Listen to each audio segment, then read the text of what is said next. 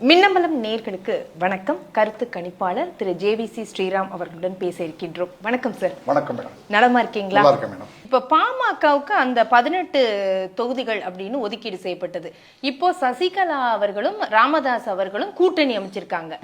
இது 5வது கூட்டணி. இப்ப பாமகவுக்கு இந்த 18 தொகுதிகள்ல எப்படி வெற்றி வாய்ப்பு இருக்கும்? அருமையான தொகுதிகள். அன்புமணி ராமதாஸ் அவருக்கு வாழ்த்துக்கள். ஏன்னா அவர் கேட்டு வாங்கின தொகுதிகளா இருந்ததுன்னா நல்ல ரிசர்ச் பண்ணி வாங்கியிருக்காரு தொகுதியை. சேலத்திலேயே 2 தொகுதி வாங்கியிருக்காரு. சேலத்தில் போன வாட்டி வந்து சேலம் வடக்கு தவிர மற்ற எல்லா தொகுதிகளையும் அதிமுக தான் ஜெயிச்சது. மேட்டூருக்கு பதில் அவர் சேலம் வடக்கு வாங்கியிருக்காரு.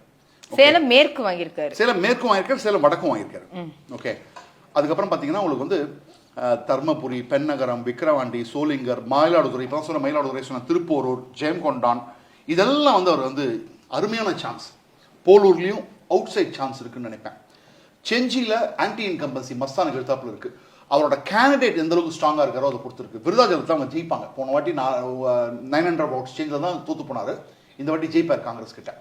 அதே மாதிரி இல்ல காங்கிரஸ் கிட்ட இப்ப விருத்தாச்சலம் இவங்க தேமுதிக நிக்கிறதுக்கு வாய்ப்பு இருக்குல்ல. தேமுதிக நின்னா கூட விருதாச்சலத்துல பாட்டாளி மக்கள் கட்சி தான் இந்த வாட்டி ஜெயிக்கும்.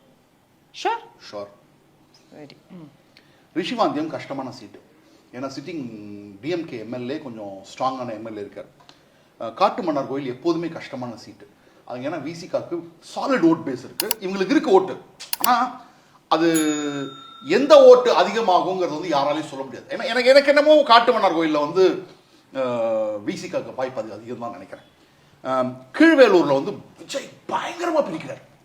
காலனி ஓட்ஸ் எல்லாத்தையும் பிரிக்கிறார். சிபிஐஎம் எம்எல்ஏ மேலே பயங்கரமான அதிருப்தி இருக்கு. அதில் கீழ்வேலூரில் வந்து பாட்டாளி மக்கள் கட்சிக்கு அவுட் சைட் சான்ஸ் இருந்தாலும் இருக்கலாம். ஆனால் கஷ்டம்.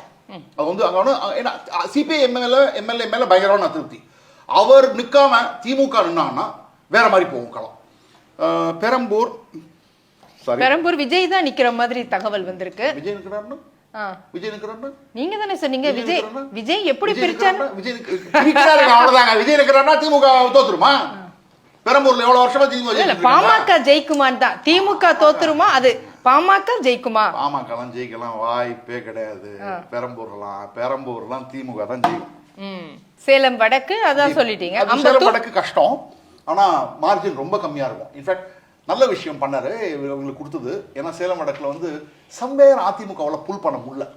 போன வாட்டி கூட பண்ண முடியல. அதனால அது வந்து வாய்ப்பு இருக்கும். அம்பத்தூர்லாம் கஷ்டம். சரி, இப்ப நம்ம ஏற்கனவே இந்த நம்பர்ஸ் சொல்லிடலாம். 27ல உங்களுடைய கணிப்பு என்ன இருக்கு?